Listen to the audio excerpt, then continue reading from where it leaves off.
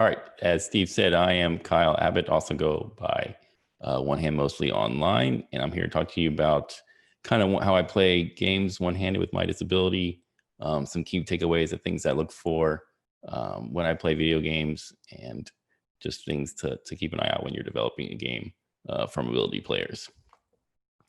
So a little bit about me. I was born with cerebral palsy. It affects all four limbs. I'm pretty much considered a quadriplegic. I've been using a power wheelchair since I was about 3 years old, which back then they didn't let a lot of kids use a power wheelchair back then. And so I have a lot of my parents' houses, like woodwork is all scraped up and different things like that. So my parents definitely really pushed me to be really independent and try different things and do things like that. So that brings me kind of to my career in the gaming industry. I'm a former QA tester on Dreadnought and Rime. You can still play Dreadnought right now, free to play on Steam. And then Rime was a little puzzle game, adventure game on most major platforms. And so that's kind of how I started my journey into gaming industry and accessibility. And while I was working for 6 Foot Games, I had a big passion for accessibility, and that was kind of my speech into getting accepted in the job and different things like that. So that's kind of where I started. And so I was like, I had all this information in the games industry and QAing games and accessibility, and I was like, what do I want to do? How do I want to continue to push this further? So now, as a hobby, I have my own YouTube channel, presence on Twitter and Twitch and different things, and kind of informing game devs about low mobility, accessibility, and informing gaming players as well as what information they can use in games before they release. That way they can, buy a game and know that they can play it before it releases. Because I hate, having to refund a game where you pay $40, $50, $60, $70 now for a game and not be able to find out you can't play it. So that's kind of the vision behind what I do. And so I want to talk a little bit about early gaming. Definitely had like a Super Nintendo and Nintendo system growing up, and those, gaming systems back then had like, the D-pad and a couple buttons that you could press. And so it really lent to gaming one-handed pretty easy. Being able to, the controllers weren't that big. I could put it flat on a table and be able to hit the button or whatever that I needed to do. Even Game Boys was really easy because you only have 2 buttons, and you could, it fits on a table or on the tray that went with the wheelchair and different things. So it made it really easy to be able to do that one-handed. But we're like, one of the hardest controllers when we were growing up was like the N64, because it had the weird trigger button underneath the joystick. But I remember being like a big fan of 007. That was probably one of my favorite games, playing N64. And I remember you could actually change the fire button to one of the face buttons. I don't know if it's the blue one or the green one, but you used to be able to do that. And I used to be able to play 007. Otherwise, I'd have to like reach up under and hit that. It would be just very difficult to having to do that. So that's probably one of the hardest controllers I ever had to use growing up.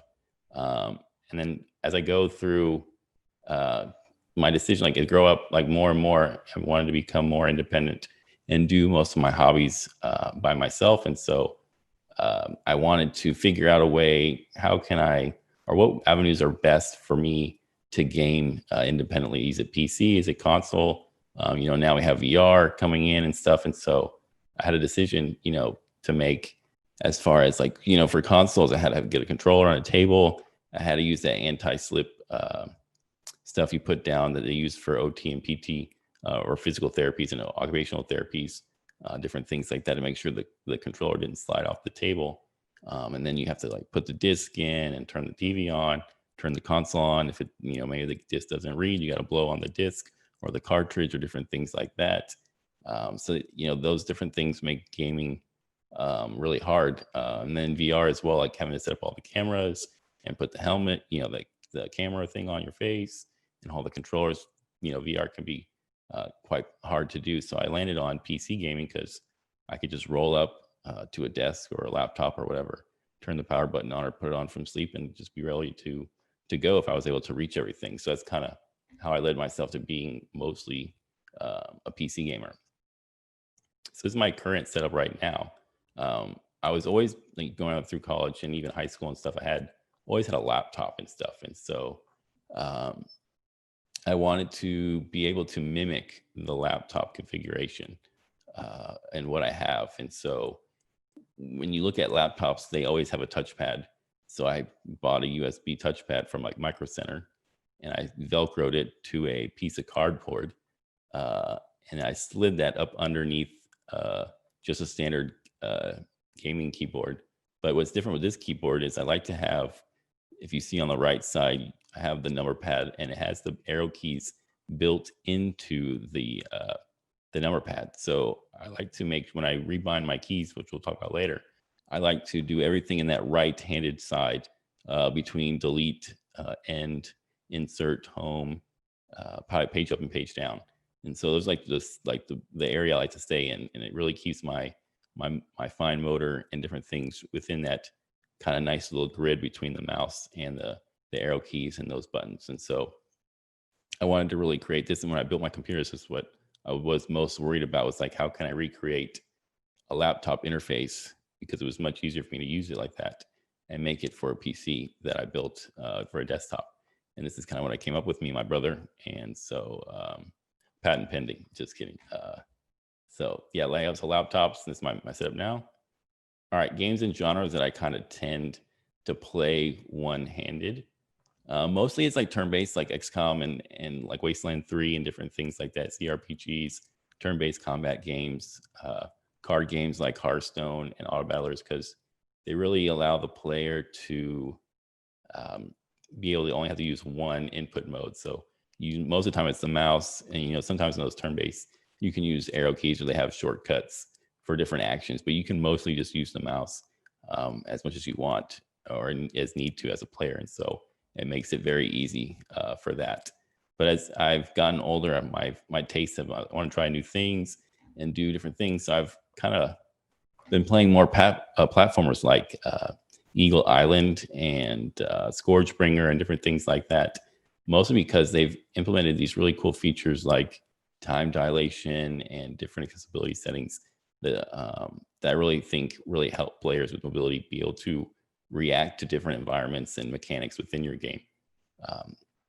Without time dilation, platformers can become really hard because of the preciseness of you have to do to make jumps and make puzzles and attack things. And I think if more games use time dilation, whether it be in like an open world game, imagine like you're going through Assassin's Creed, and then we come up on like a pack of enemies, and then once combat hits, you have time dilation, and it doesn't have to be like all the way down to 50%, but imagine like just like 80% or 90%. Then you can like be able to block and parry and land attacks if there's a lot of combos that you need to do. So I think time dilation is a really cool mechanic that you could probably have. It has more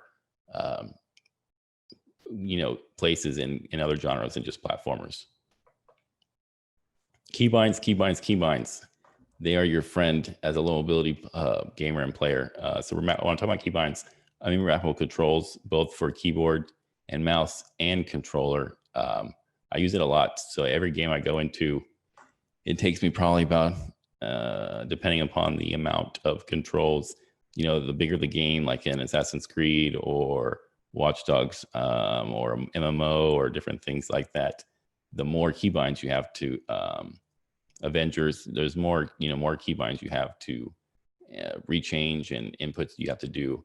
And so it can take up to an hour, 2 hours just to fine tune your testing. That's where kind of my QA background comes in handy, is because like I go through a list and I figure out, okay, what are the most used inputs we need to use for this game? Okay, we set them all for this. All right, we're good to go. Okay, well, maybe we're not using reload all the time. Okay, we'll move reload to somewhere else. We'll put something in its place, or maybe we're using all of our heavy attacks, but not our light attacks. Okay, let's move that over there. So it's a lot of play with perfecting how I want my controls to be, and whatever doesn't tire me out as much. So it takes a lot of trial and error that I think people don't really realize when you talk about keybinds and controls. So the forgotten key on keybinds is the escape key. So most games, when you're getting in and out of menus and different things, the escape key is the number one key to get out of. Sometimes if you play an MMO or different things, if you press M for map, you opens the map, and then if you press M again, it closes the map. But not all menus in different games like that are like that. So they default to the escape key. And a lot of games don't, no, I don't say a lot of games, but there's a wide range of games that don't use the escape key as an input to be rebound. And so if we look at my previous picture where my setup was, if you can imagine going from where I have all my buttons on the right side to having to press the escape key all the way on the left side, that can be pretty tiring if I'm having to open up multiple menus throughout my gameplay session. And so don't forget about the little old escape key on the left side. It may be insequential. I know a lot of games have been starting to use, or not a lot of games, but some games have been starting to use the right click as a way to get out of menus. I don't remember what game it was, but I was like, oh, this is really cool because I haven't really seen that in most games. And so I think right click as another standard for getting out of menus would be really cool, as well as whatever input it is to open the menu, make sure it is closed. And if you can close the menu with a mouse as well, then all three of those are good examples of ways to work around, including the escape key as a rebound. And then we're talking about keyboard and mouse versus controller. So if you play most of your games on PC or designed for PC, keyboard and mouse is pretty standard for remappable controls. I would say in about the year and a half that I've done the channel, that I've found like 98%, 95% of games offer keyboard and mouse at some level of remappable controls. But then controllers somehow gets kind of left out. And even though I don't use a controller, I know a lot of players that do it. They find it easier with whether it be a controller, whether it be the adaptive controller as well. And so I want to make sure we bring light to being able to remap both keyboard and mouse and controller. I mean, there's always been a standard in the industry about controller has these presets like Southpaw and all these weird names they want to name it or whatever for different buttons that they want to have configured they decide that are preset. But I think we need to give the power to the player and let them be able to fully remap controllers as well. And then I have some examples of keybinds. So there's some games like to do primary and secondary, and then some games like to do, you get one input for each game input. So I don't think there's a right or wrong. I think more options is always better. So if you can fit a primary and a secondary where the primary changes in the UI, I always like that when you have it. Like if I forget what key, like if I always change my keybind, so I'm going to forget what did I put for open in a box? Well, I put it for delete. Well, if the game prompts me to press the E key, well, I don't have it as the E key. I have it as the delete key. It should prompt me to say delete key. So I always think when you have primary and secondary, make sure that the primary is reflective in the UI that you have, that you're showing to the player. And so it can be definitely helpful because I forget all the time what I've said, especially when you're remapping like a bunch of different inputs at one time. All right, let's talk about toggles versus holds. So sprinting and aiming down the sights is most of the things I'm talking about when we're talking about toggles versus holds. A lot of games like to just have holding for sprinting and aiming down the sights, or ADS. And for a low ability player like myself, it is very hard to hold multiple inputs at the same time, especially if I don't have them near my arrow keys where I'm moving. If I have to hold forward and I have to hold shift, that I'm using my pinky and my thumb to do that. And then if something comes up at me, I'm either going to get startled or something's going to happen, and I'm going to have to do different things. It's going to be a lot harder for me to do that. So I think toggles for both of these need to be a standard, and it's slowly becoming a standard. But still, a lot of games don't implement this feature. But for whatever reason, our friend crouching, has always been a standard of toggle. I don't know many games where you've had to hold down the input to crouch. So we need to make that same standard that's for crouching, for sprinting and aiming, and then whatever other, I just named these two, sprinting and aiming down the sights, but it could be whatever other mechanic or things that you have. If I have to do multiple inputs for a mechanic to work at the same time, I need a toggle. So if I have to like press two buttons at the same time, I need a way to toggle if I need to hold a menu open, like a backpack or a map or my inventory. I need a toggle for that. Like, so toggles are a little ability's friend as well, when not having to be able to press multiple inputs at the same time. And then, yeah, as I say, difficult holding multiple inputs. Adaptive aids. So I've had experience with Tobii eye tracking, which is a interface and a hardware that you can mount on your monitor, and it'll read your eyes, like eye gaze and eye tracking. And so they have their own API. And a lot of games, not a lot of games, Ubisoft has been one of the big developers that I've seen that likes to implement that API and that hardware into their games.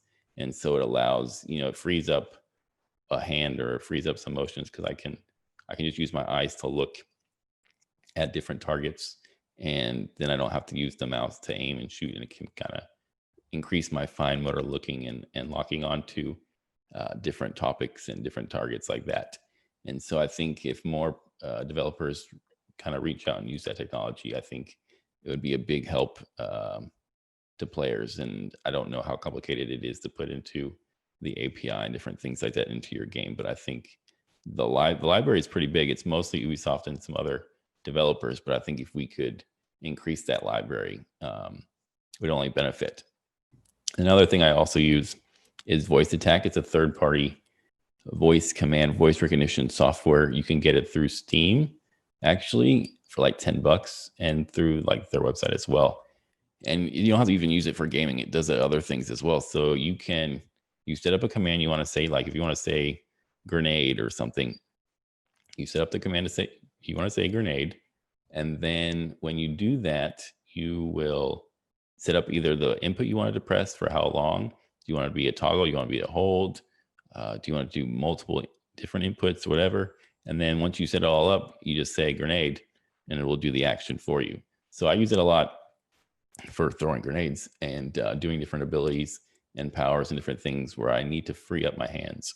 And not able to do that. So if I'm playing like the Avengers game and I want to use one of my superpower ultimates or whatever, I'll just say, 1, and it'll do my first ultimate. Or if I say 2, do different things like that. So I use those to kind of free up my hands a little bit and allow me to have more, to be less tired as well, and just to be able to do things at the precise time I need to do them. Because if it's in a fast or high-paced combat or different things, I need to react quickly, I'm more likely to be able to do it with my voice than I am to like hit the button at the precise time. So even with Voice Attack, there's a little bit of a delay, but I encourage, if you're interested in like doing voice combat and different things like that, then I would be definitely look into that.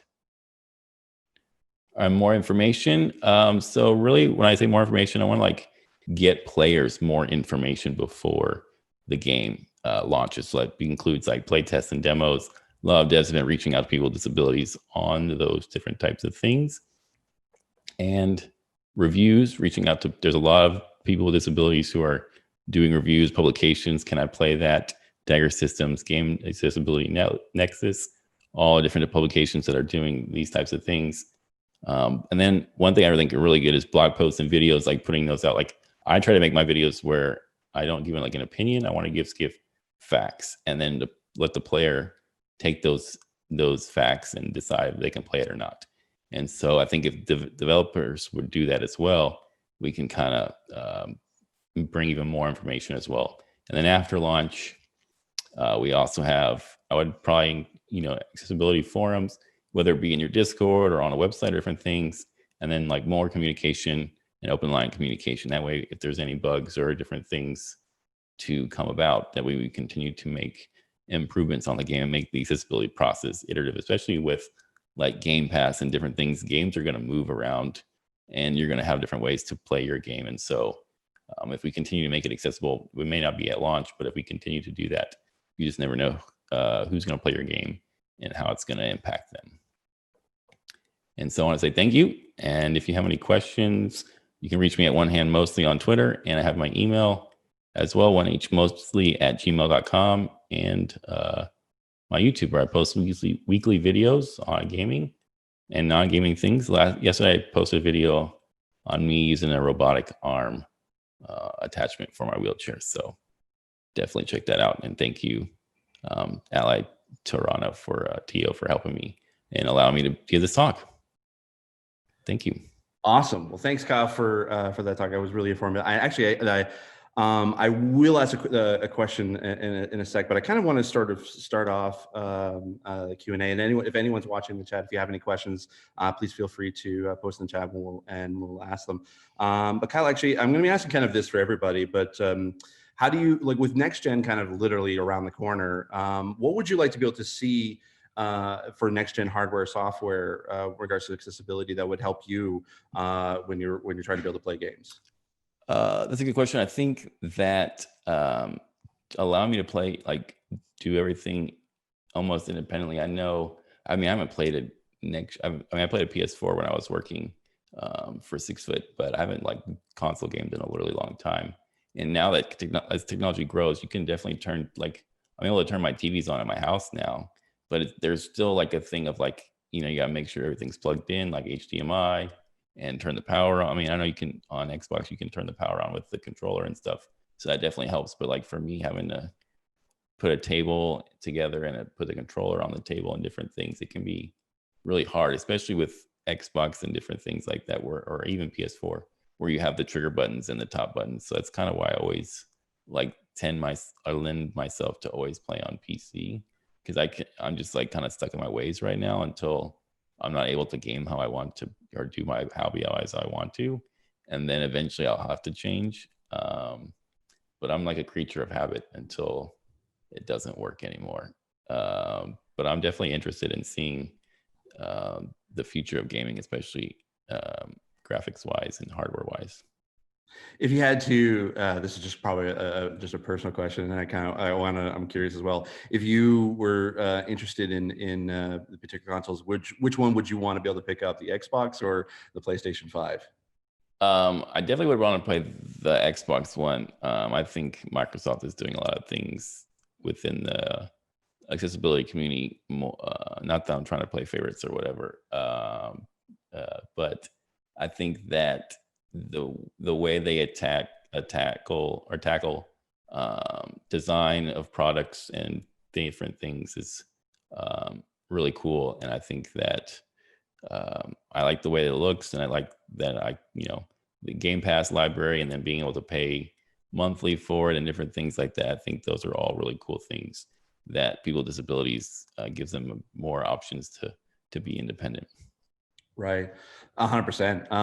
And so actually, you had brought up earlier about sort of using the escape key for the keyboards, and that sometimes games would just default to that, and you're not able to remap them. What, in your opinion, if you were asked from a studio, essentially, like what would be better? Would it just be like the ability to be able to just remap it to a different key altogether, or would you prefer just on a if it couldn't be remapped, where would you be able to put it? So it's a two-pronged problem. So being able to get out of the menu is get out of menus is the problem. The solution is two-pronged. Solution one, you include the escape key button to be in the keybinds with all the other inputs, and it can be rebound to any key that you want, the player that wants to put it. Then this other solution is being able to get out of the menu or all menus in multiple ways, whether there be like a little X in the top right corner, I can click out of it, or if I can open and close it on a UI, if there's at the bottom or like the top, the gear, or different things like that. And then what I've seen is like recently is like right click, being able to go back. Like, so you would use, if you see left click as going forward, right click would be your natural back throughout menus. So if you hit left to go further and deeper into a menu, then right click would be the reverse of that. So there's multiple ways to tackle the problem of closing menus and getting out of menus in that sense. Gotcha. And it was something I wanted to kind of ask you about, because we have a mutual friend, Grant Stoner. I kind of play that. He was sort of got the chance to play Immortal Phoenix Rising, which is a game that's coming up from Ubisoft, and it had sort of remapping all the controls. But one problem that he was having was essentially the game was a little bit too button mashy. for him to be able to play, even with the ability to be able to kind of remap controls. And then I wanted to ask you, what would you suggest to developers if your game is kind of like that, if it has a little bit too button mashy? How would you want to be able to tackle that?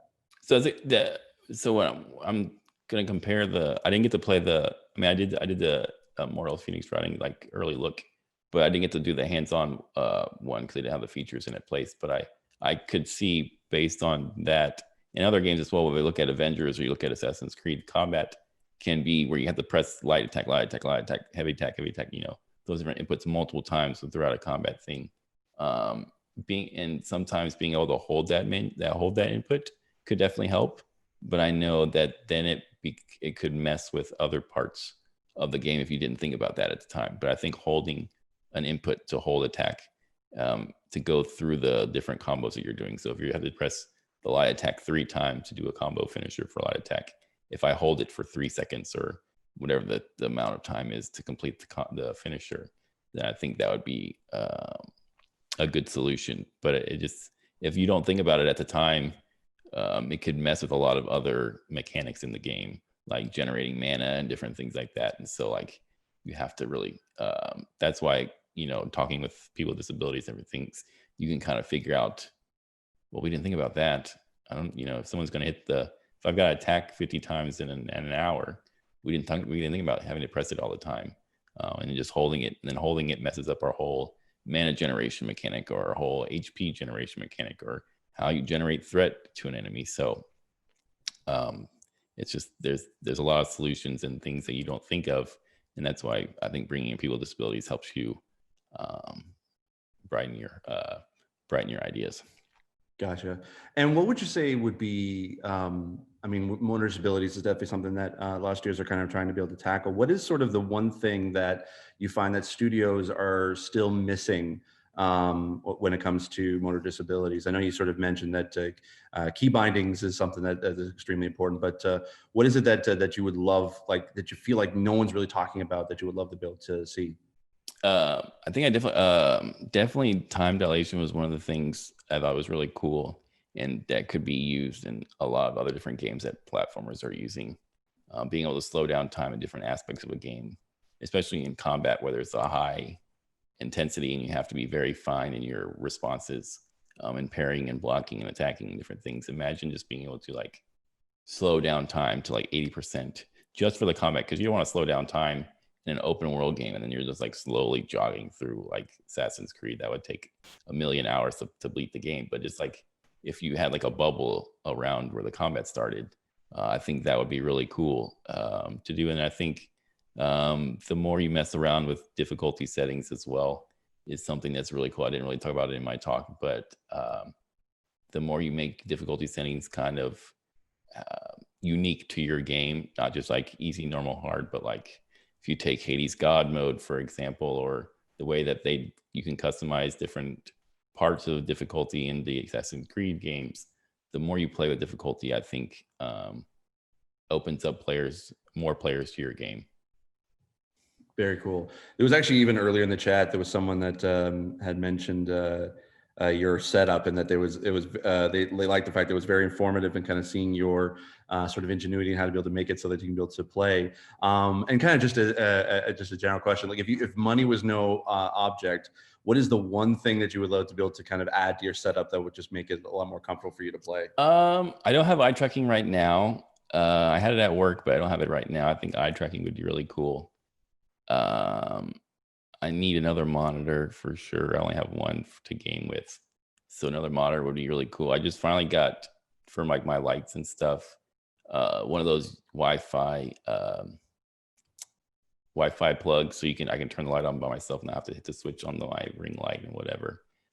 So just think, like, technology is great, and it's all about word of mouth, and especially in the disability community, like there's a lot of things that you don't hear about until you start talking to people that are kind of in your same boat, or maybe not even in the same boat or same disability as you, and you kind of like learn about technology. And so I feel like as we get older, technology is just going to help people get more and more independent. But if I had to say one thing, I think it'd be the eye tracking.